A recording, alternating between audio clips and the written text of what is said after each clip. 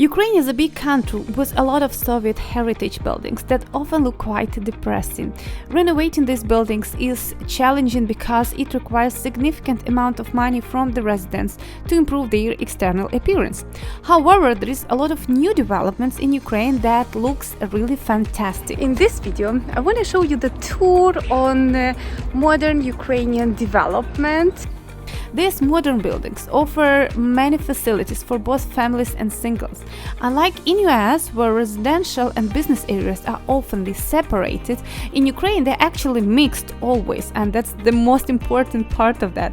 This means that you can live in a place where everything you need, from the restaurants to medical practices, is just a walk away in your slippers if it requires.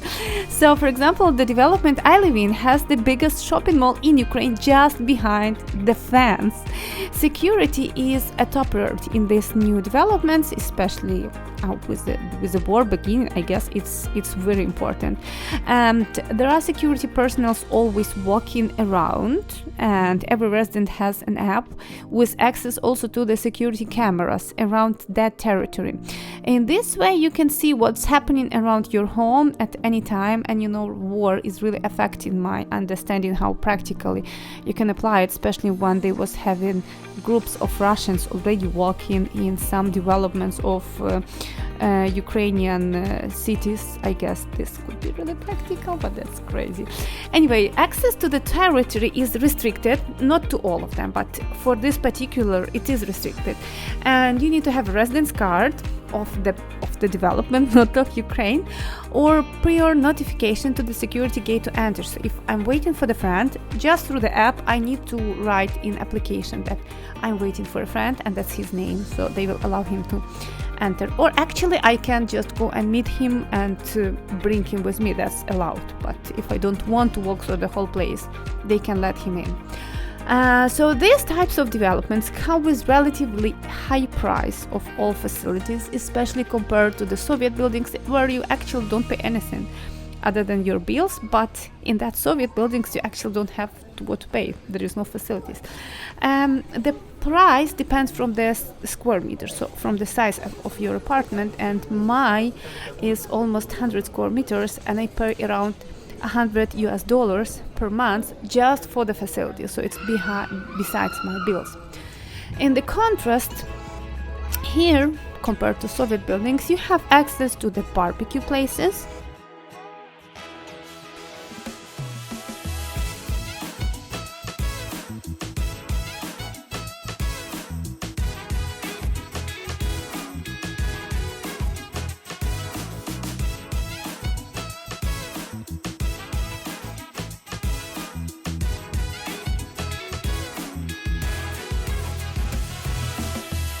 Actually, booking of all these barbecue spaces is absolutely free.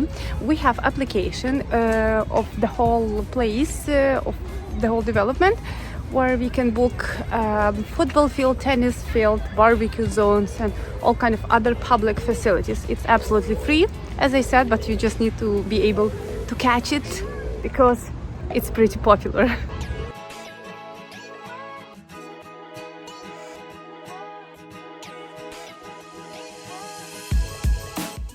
Basketball courts, tennis courts, mini golf course, workout areas. That one you don't need to book even. And of course you have many playgrounds for kids, multiple of them, because now I'm living in UK and I see that it's totally not necessary that the development at all can have a playground, while in Ukraine actually every almost building or every few buildings in the developments should have dedicated playground. So that's an interesting part that we have. I don't know, but that's some kind of market standards in Ukraine.